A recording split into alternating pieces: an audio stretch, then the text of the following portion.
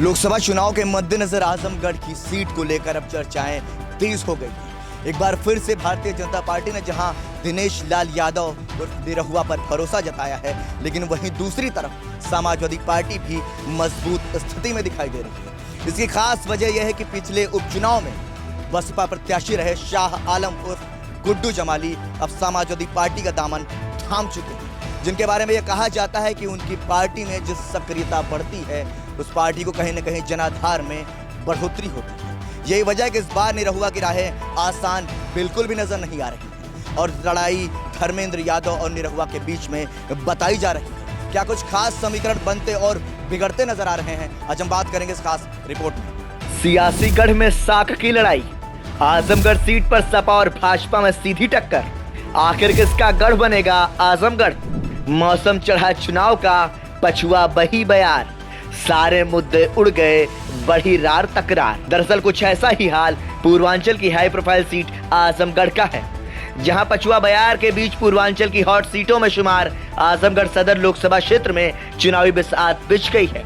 वैसे तो मुख्य मुकाबला सपा और भाजपा के यादव उम्मीदवारों के बीच होने के आसार हैं, लेकिन बसपा के महमूद अहमद के चुनाव में उतरने से मुकाबला त्रिकोणीय भी हो सकता है। हालांकि सियासत और साहित्य के गढ़ में दोनों के लिए यह चुनाव साख की लड़ाई है। हाल ही में यहाँ हवाई अड्डा शुरू होने से विकास को उड़ान मिलने की उम्मीद बढ़ गई है। हालांकि जातीय समीकरण की जड़ें इतनी गहरी हैं कि अन्य मुद्दे बौने दिख रहे हैं। आपको बता दें कि सीट से 14 बार यादव तो 3 बार मुस्लिम चेहरे दिल्ली के संसद भवन पहुंच चुके हैं। पिछले चुनावों की बात करें तो साल 2014 के चुनाव में मोदी लहर के बावजूद मुलायम सिंह यादव यहां से सांसद बने थे। इस सीट से 2019 में बसपा के समर्थन से सपा के अखिलेश यादव भारी मतों से चुनाव जीते थे। इस बार विपक्षी गठबंधन इंडिया के उम्मीदवार के रूप में मैदान में उतरे धर्मेंद्र यादव सपा की खोई हुई पारंपरिक सीट को वापस हासिल करने के लिए पुरजोर कोशिश करते दिख रहे हैं। हालांकि मुलायम और अखिलेश से जुड़ी इस सीट को जीतना सैफई परिवार के लिए प्रतिष्ठा का सवाल बना हुआ है। इसे देखते हुए ही सपा ने चुनाव के पहले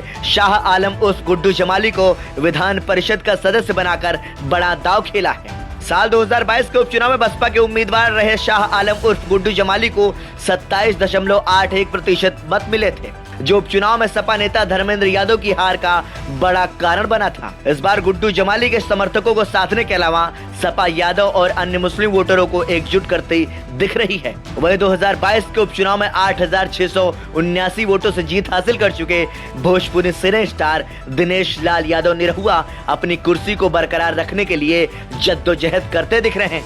निरहुआ लगातार जनता के बीच अपनी उपस्थिति दर्ज कराकर विकास कार्यों को गिनाकर सरकारी योजनाओं के लाभार्थियों को वोट में तब्दील करने की कोशिश करते नजर आ रहे हैं। हालांकि चुनावी माहौल को अपने पक्ष में करने के लिए भाजपाइयों को अब बस प्रधानमंत्री नरेंद्र मोदी से चमत्कार की उम्मीदें हैं। मुद्दे और प्रचार की स्थिति, सीट पर मतदान 25 मई को होना है। क्षेत्र में चुनावी रंगत अभी पूरी तरह से चढ़ी नहीं है। 3 तलाक समान आचार संहिता, राम मंदिर प्राण प्रतिष्ठा की चर्चा ना के बराबर है। न पोस्टर वार है और न ही प्रचार का उतना शोर है। उम्मीद जताई जा रही कि नामांकन के बाद स्टार प्रचारक अपने अपने उम्मीदवार के पक्ष में माहौल बनाने में जुट जाएंगे। वहीं क्षेत्र के लोग बेरोजगारी और महंगाई को प्रमुख मुद्दा बताते हैं। सठिया और सहकारी चीनी मिल समय से पहले बंद हो गई है। गन्ने का रकबा घट गया है तो मिलें भी घाटे में चली गई हैं। ऐसे में नए उद्योग धंधे शुरू होने के बाद ही आम लोगों को रोजगार बढ़ने की उम्मीद है। इसके अलावा इस लोकसभा सीट के अंतर्गत आने वाले 5 विधानसभा क्षेत्रों में से 2 में लोगों को घाघरा की बाढ़ की विभीषिका भी झेलनी पड़ती है। ऐसे में प्रबुद्ध लोग वेटलैंड बनाकर जल प्रबंधन करने की बात उठा रहे हैं।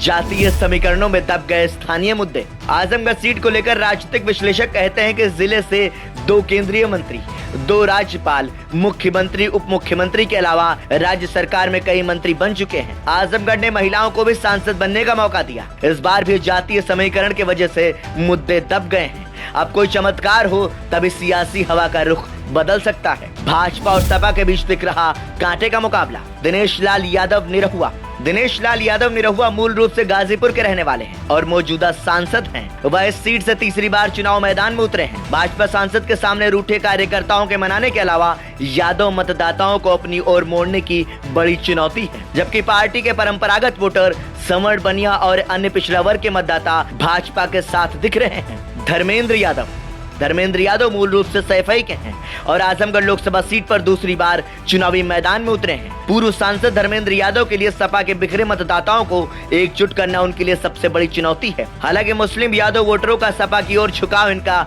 मजबूत पक्ष माना जा रहा है। वहीं जिले में ज्यादातर सपा के विधायकों को होने से पार्टी को मजबूती मिलती दिख रही है। खैर, चुनावी बिसात में किस पार्टी को बढ़त मिलती है, ये तो आगामी 4 जून को ही तय हो पाएगा।